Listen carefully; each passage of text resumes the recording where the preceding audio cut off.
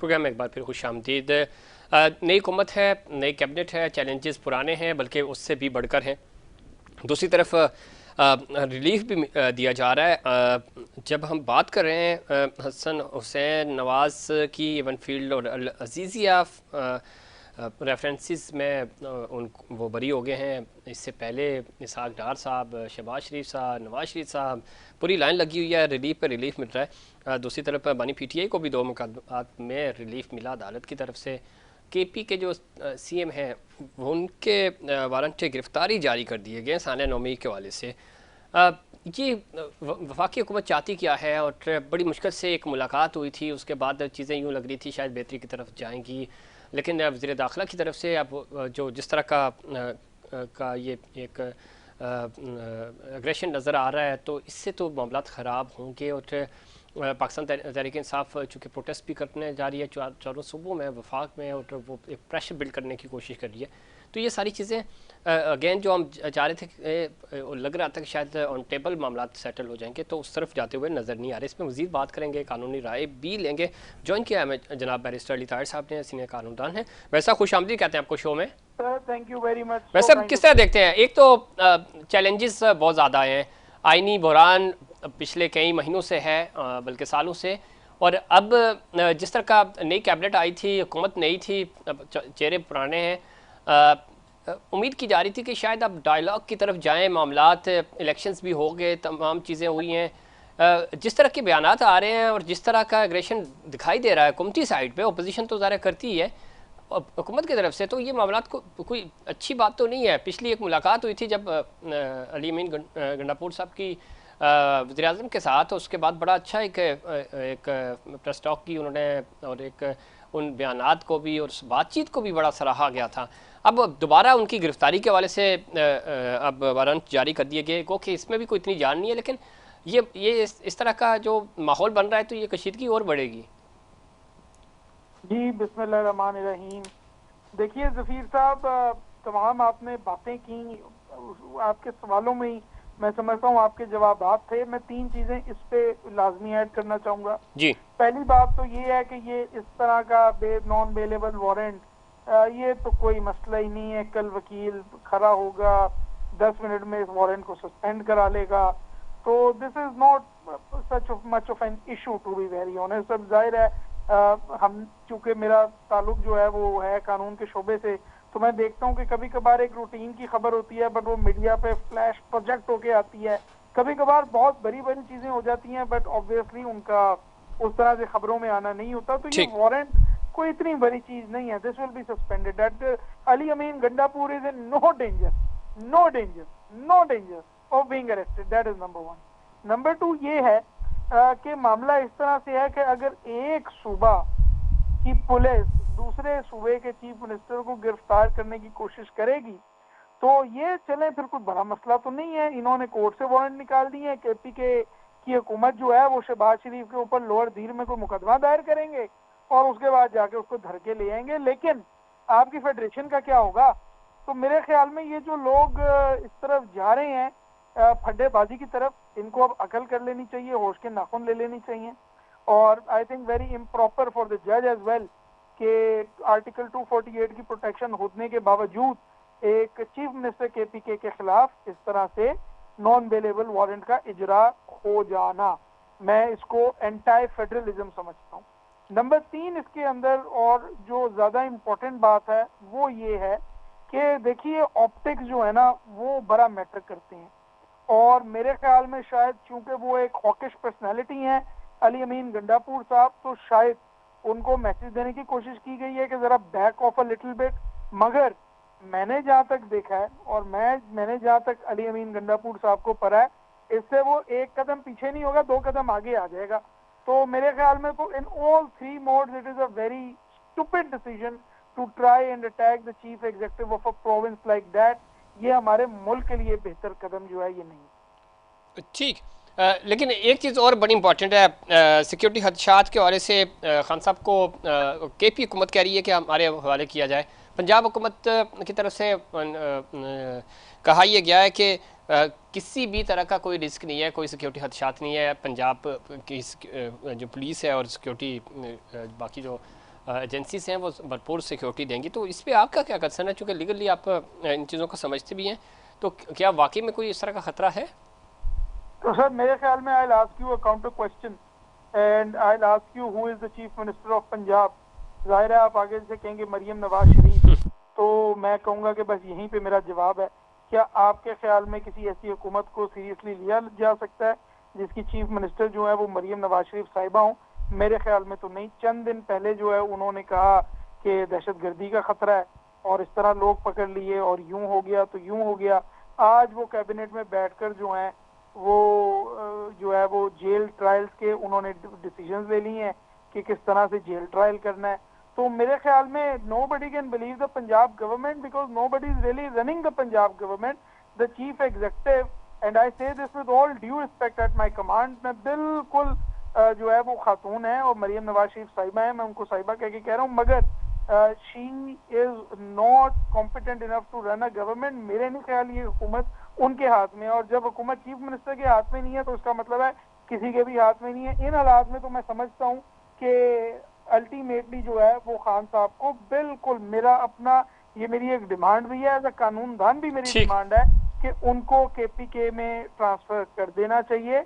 और जो एक बैड ब्लड है इस नून लीग की हुकूमत से खान साहब का, वो जो प्रेजुडिस है ठीक जो है, दिखा चुकी है पंजाब हुकूमत, आप उसको फरामोश तो नहीं कर सकते। नहीं कर सकते, बिल्कुल ठीक है। अच्छा, जाते जाते ये बताइएगा बैरिस्टर साहब, इमीडिएटली कोई आपको नज़र आ रहा है रिलीफ चेयरमैन पीटीआई के लिए, बानी चेयरमैन पीटीआई के कोई बड़ा रिलीफ मिल सकता है? कुछ बातें भी हो रही हैं या अभी टाइम लगेगा?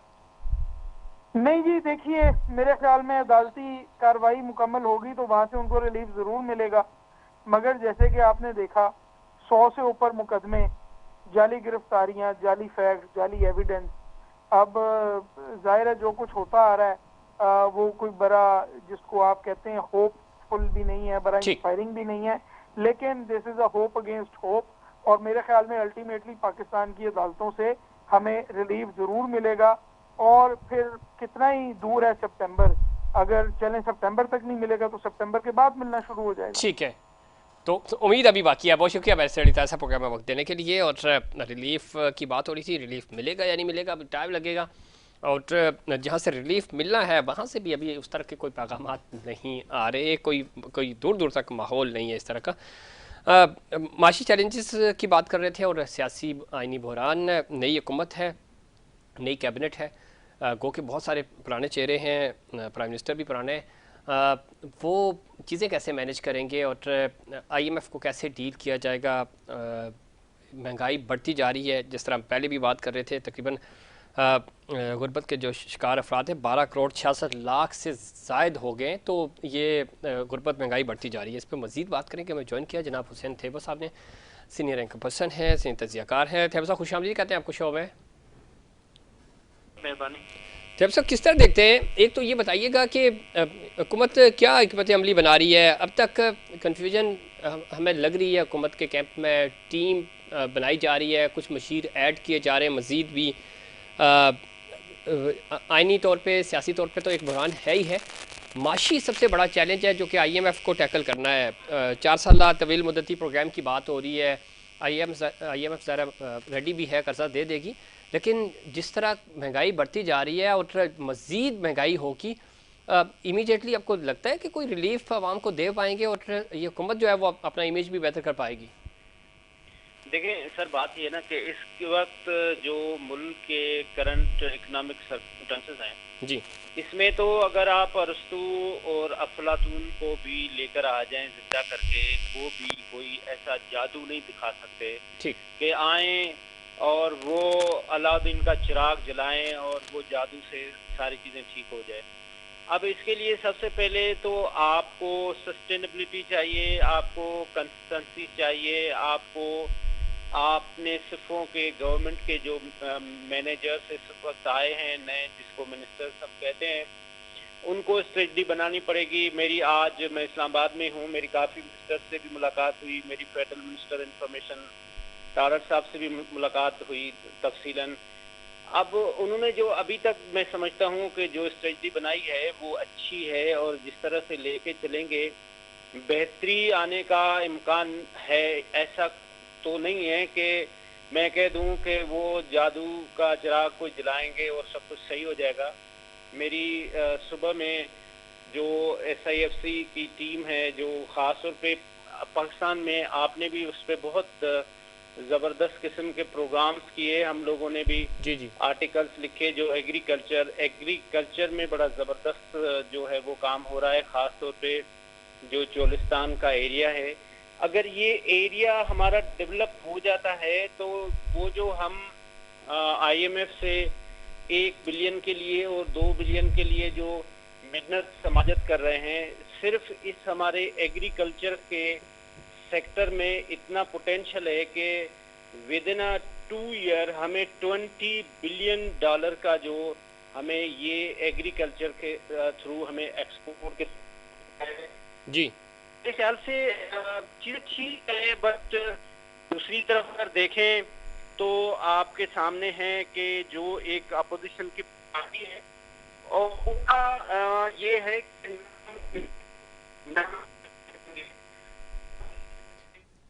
बिल्कुल थेबा साहब ठीक कह रहे हैं, अपोजिशन का मसला भी है चूँकि आपने इकॉनमी की बात की और ख़ास तौर पे एग्रीकल्चर की आप जो बात कर रहे हैं इसमें कोई शक नहीं, और उसके ऊपर कोशिशें भी की जा रही हैं, और जब निगरान हुकूमत थी तब से ही इसके ऊपर काम भी शुरू कर दिया गया था। मौजूदा हुकूमत की जो काविशें हैं या कोशिशें हैं, मैं इसलिए भी पूछना चाह रहा था कि चूँकि आज ही अभी आपकी तारड़ साहब से मुलाकात भी हुई है, तो मैं भी उसमें उन्होंने डिस्कस भी किया, और प्राइम मिनिस्टर के साथ जो उनकी ने आज एक मुलाकात की, वो चाह रहे हैं कि हुकूमती तर्जमानों की तादाद बढ़ाई जाए और वो लोग मीडिया और सोशल मीडिया के ऊपर जाके डिफेंड करें, जो कि माजी में हमने देखा इमरान खान साहब की हुकूमत में भी ऐसा होता था। उन्होंने कुछ लोग रखे हुए थे जो डिफेंड करते थे, जाके मीडिया पे बात करते थे, ट्रेंड्स बनाते थे, चाहे डिजिटल की बात करें या मेन स्ट्रीम की। इस तरह की टैक्टिस से बेहतर नहीं है कि जो आपने सरमायाकारी कौंसिल की बात की उसके अंदर सारे बड़ी सीरियस एफर्ट्स हो रही हैं, और पस से पर्दा जो लोग काम कर रहे हैं, जेनुइनली पाकिस्तान के लिए काम कर रहे हैं, आप भी जानते हैं, वो कोशिशें कर रहे हैं। हमें जामे हिकमत अमली बनानी होगी ताकि उस चीज़ को हाईलाइट किया जा सके। पॉलिटिकली पॉइंट स्कोरिंग के लिए तो आप ठीक है, आपको माउथ पीस चाहिए होते हैं कि कुछ लोग हों जो मीडिया पे जाके जैसी भी चीज़ हो वो आप बेच सकें, उसके ऊपर जोर लगाएं, बात करें, शोर शराबा करें, बट पीछे आपको अगर आपकी प्लानिंग अच्छी हो, आप दोस्त मालिक के साथ रिलेशन अच्छे बना सकें, आपके पास माशी टीम अच्छी हो, अच्छे जो थिंक टैंक्स हैं हमारे, जो अच्छे लोग हैं, जो अच्छा लिखते हैं, जो अच्छा बोलते हैं, जो इंटेलेक्चुअल्स हैं, उनका इनपुट शामिल करके इकॉनमी बेहतर की जा सके, उनकी राय, उनका ओपिनियन शामिल किया जा सके। इस चीज़ के ऊपर माजी की हुकूमतें भी और ये हुकूमत भी जोर नहीं दे रही, वो थोड़ा सा डिजिटल और इन्हीं चीज़ों के ऊपर फोकस कर रहे हैं। अच्छा, बात ये ना कि ये जो तर्जमान के साथ मीटिंग होनी थी, मैं इससे पहले दारुल साहब के साथ इसमें बैठा हुआ था, जी तो जी इसी पे मुख्तलिफ लोगों से इससे डिस्कस कर रहे थे कि हमारी 3:30 बजे आज प्राइम मिनिस्टर से मुलाकात है। मेरी उनसे इस बात पे भी तफसीलन बात हुई। बात ये है ना कि ये नाउ ग्लोबल विलेज, ये सिर्फ जनरल वारफेयर का दौर है। आपका आधा गिलास पानी का भरा हुआ है, अगर आपने तमाशा करना है तो आपने दुनिया में एक प्रोपेगेंडा करना है, ओ जी आधा गिलास खाली है, ओ जी आधा गिलास खाली है। जी जी तो इसके लिए जरूरी ये है कि देखो, अभी बात ये है ना सर जफीर साहब, अब आपको काम करने से पहले जरूरी है कि उसको समझाएं भी, उसको बताएं भी। अदरवाइज क्या होगा कि ये जो सोशल मीडिया के हमारे पास एक पार्टी के साइंसदान हैं, उनका काम ही एक है कि वो प्रोपेगेंडा, वो मिसअंडरस्टैंडिंग क्रिएट करते हैं, जिसकी वजह से जो अच्छा काम होता है वो भी खराब होता है। बिल्कुल देखें, जो काम जिसका है, देखिए अगर वो पार्टी के तर्जमान रख रहे हैं या इन्फॉर्मेशन दे रहे हैं तो अच्छी बात है, ठीक है, लेकिन जो काम मुआशी माहिरीन का है, इकोनॉमिक्स का है, मैं समझ रहा हूँ उस सेक्टर में भी काम हो रहा है और बेहतरी आने के ज्यादा उम्मीद है। जबकि पाकिस्तान पीपल्स पार्टी ने मेंबर कैबिनेट तो शामिल नहीं है, बट उन्होंने भी साथ देने का, सपोर्ट करने का पूरा यकीन दिलाया है आसिफ अली जरदारी तो साहब ने कहा तैयब साहब, है चूंकि कि वक्त खत्म हो रहा है तो आप होपफुल हैं और खुद ज़ाहिर है शहरी इक़्तिदार में हैं इस वक्त, तो उम्मीद की जा रही है कि सर। चीज़ें पॉलिटिकली भी बेहतर होंगी, चूंकि पीछे रियासत पाकिस्तान तो अपना काम कर रही है, बट ये है कि जो नई आई एम प्रीटी श्योर कि जी जी पाकिस्तान जो हमारे पाकिस्तान के खिलाफ बात थे, जो हमारे अफवाज पाकिस्तान के खिलाफ बात थे, उनको थे साहब आपकी ऑडियो ड्रॉप हो गई, माज़े चाहते हैं, आपकी चंद अल्फाज आपके नहीं सुन पाए, और बहुत शुक्रिया अपने प्रोग्राम में वक्त दिया, वक्त ख़त्म हुआ। नाज़रीन, ये था हमारा आज का प्रोग्राम। उम्मीद करता हूँ दीगर प्रोग्राम्स की तरह आज का प्रोग्राम भी आपको पसंद आया होगा। मुझे और इनसाइड पाकिस्तान की पूरी टीम को दीजिए इजाज़त। अल्लाह निगहबान।